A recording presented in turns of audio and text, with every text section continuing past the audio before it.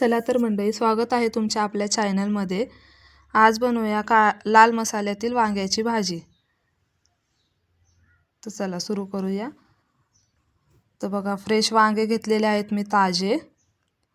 शेंगदाणे भाजून त्याचा असा बारीक कूट करून घेतलेला आहे।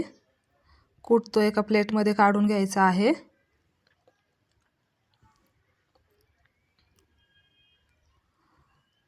बघा, आता आपण त्यामध्ये मसाले ॲड करून घेऊया। मसाल्यांमध्ये टाकायचं आहे लाल तिखट, आणि नंतर टाकून घ्यायचा आहे त्यामध्ये कांदा लसूण मसाला।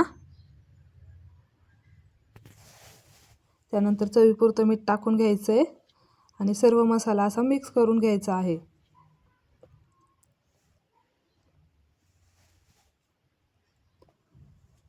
बघा, आपला मसाला छान मिक्स झालेला आहे।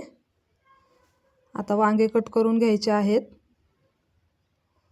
बघा, अशा प्रकारे वांग्याला 4 कट देऊन घ्यायचे आहेत। त्याच्या 4 फोडी करायच्या आहेत निम्म्या। बघा, एक एक करून आपण सर्व वांगे कट करून घ्यायचे आहेत।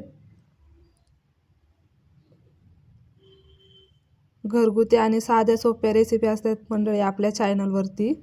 आपल्या चॅनलला सबस्क्राईब केलं नसेल तर प्लीज आपल्या चॅनलला सबस्क्राईब करा आणि आपल्या व्हिडिओला लाईक करा।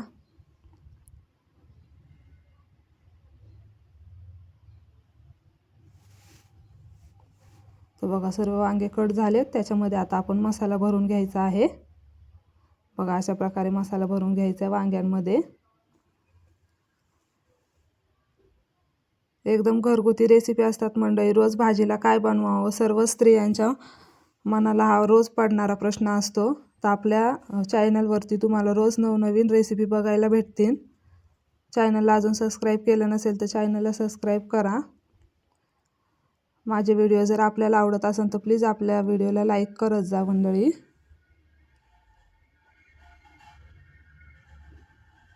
आणि रेसिपी घरी एकदा नक्की ट्राय करा।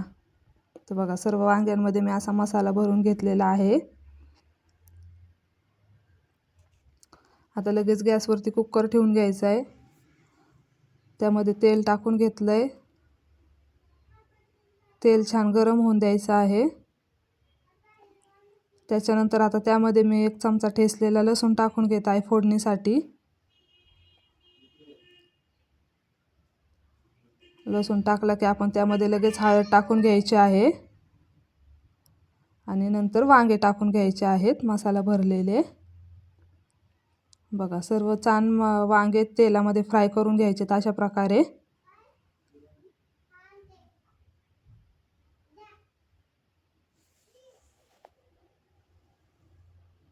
कोथिंबीर टाकून घेतली वरतून आणि उरलेला कूट आपण त्यामध्ये सर्व टाकून घ्यायचा आहे आणि छान मिक्स करून घ्यायचं आहे।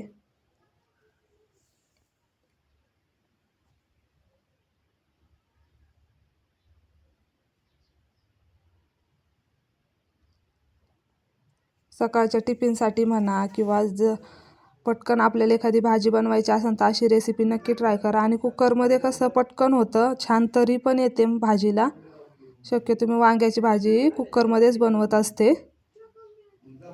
पाणी टाकायचं आहे हवं तेवढं।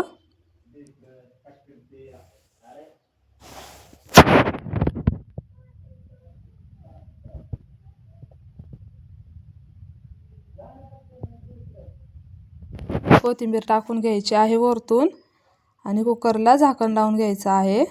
1 शिट्टी देऊन घ्यायची। एका शिट्टीमध्ये आपलं वांग छान शिजतं, जास्त गाळ पण होत नाही, एकदम परफेक्ट शिजलं जातं। आणि तयार आहे आपली छान अशी चमचमीत व लाल मसाल्यातील वांग्याची भाजी। व्हिडिओला लाईक करा, शेअर करा।